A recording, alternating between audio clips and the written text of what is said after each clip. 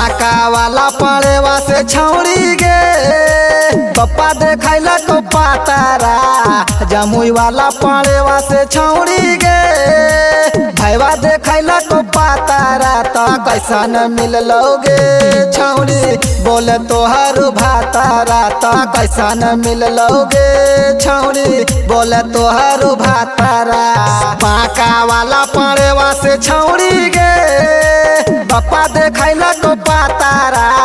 जमुई वाला पड़ेवा से छौड़ी गे भैया देखैला को पातारा। तो कैसन मिललोगे छौड़ी बोले तोहर भातारा। तो कैसन मिललोगे छौड़ी बोले तोहर भातारा। डीजे विकास मटियार कला सीतामढ़ी। तो कैसन मिललोगे छौड़ी बोले तोहर भातारा।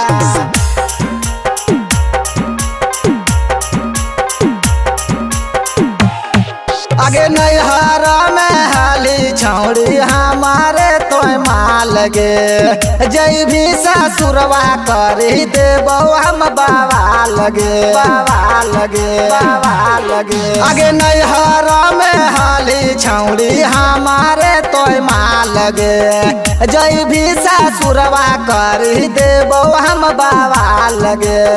चढ़ली जवानी में छौड़ी गे बढ़ी गेलौ खातारा।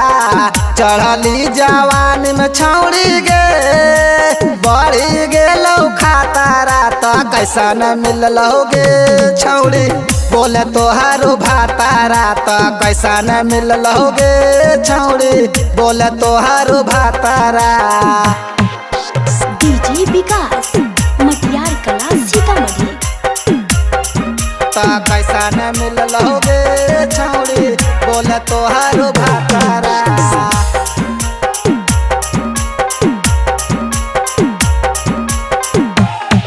आगे छोटू वाला छमाना से तो करली प्यार गे ओकरे बनैली छौड़ी अपना लाभर गे लाभर गे लाभर गे। आगे रोहित रंगीला से तो करली प्यार गे ओकरे बसैली छौड़ी दिलावा भीतर गे।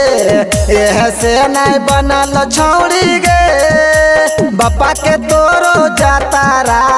यह से नहीं बनल छौड़ी गे भैया के तोरो जातारा। तो कैसन मिललोगे छौड़ी बोले तोहर भातारा। तो कैसन मिललोगे छौड़ी बोले तोहर भातारा। Presented by Rana recording studio Dighi Jamui.